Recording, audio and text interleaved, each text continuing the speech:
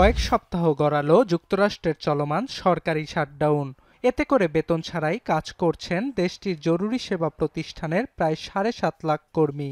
তহবিল ফুরিয়ে আসায় সংকটের মুখে স্বাস্থ্যসেবা, বিমান পরিবহন সহ বেশ কিছু গুরুত্বপূর্ণ খাত। এরই মধ্যে বন্ধ হয়ে গেছে ওয়াশিংটনের বেশ কিছু পর্যটন ও বিনোদন spot.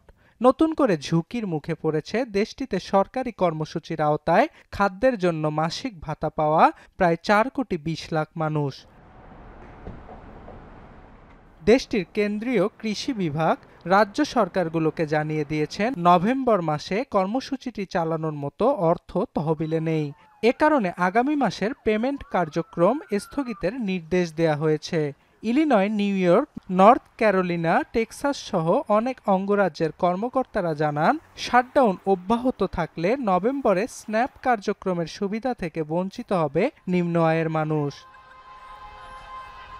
Supplemental nutrition assistance programme বা স্ন্যাপ হলো রাজ্য সংস্থাগুলি দ্বারা পরিচালিত একটি federal programme.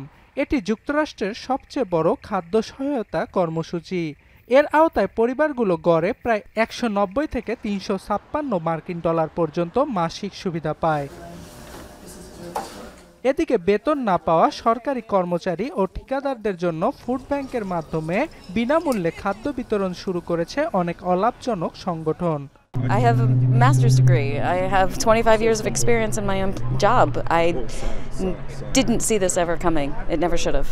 This is my first time visiting a food bank in my entire life. I've never had the need to do so. I have a family that I have to take care of, so it's a lot of uncertainty that comes along with this. I'm grateful for these opportunities.